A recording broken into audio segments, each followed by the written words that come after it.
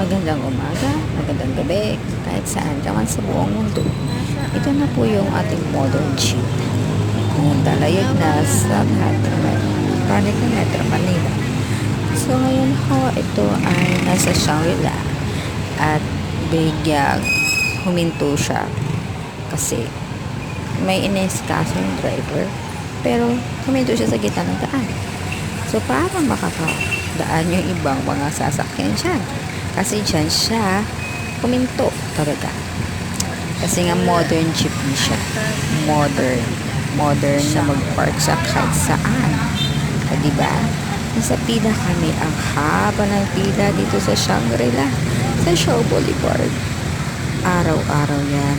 Mula basta weekdays lang. Simula alas 5 hanggang alas 7. Naku, traffic everyday. So, yun pa rin. Andyan pa rin siya. Wala. Ano yung mga tao.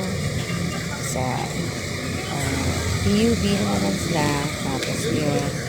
Hindi pa rin umaalis yung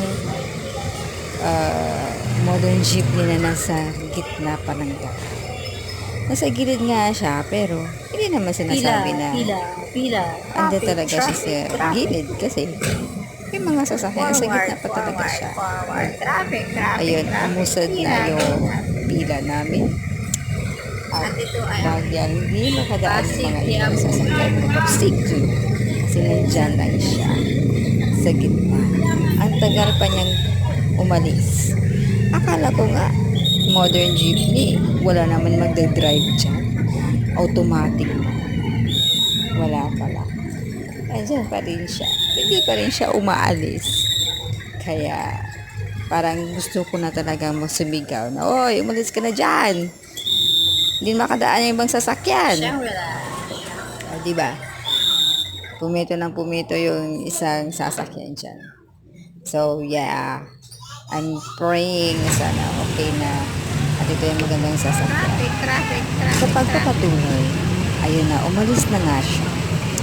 At yun naman, ang traffic, ang bumungad sa mga motorista. Ito ay isang napaka-hassle everyday na traffic dyan sa Shangri-La, St. EDSA, sa Shaw Boulevard, kahit saan dito ka sa Manila. Pag sa probinsya ka, of course, walang traffic doon, diba? So, maka-culture shock ka talaga pag nandito ka, kanila probinsya. Pag punta ka Manila, culture shock ang bubungad sa'yo. Okay, this is it. Thank you for your watching.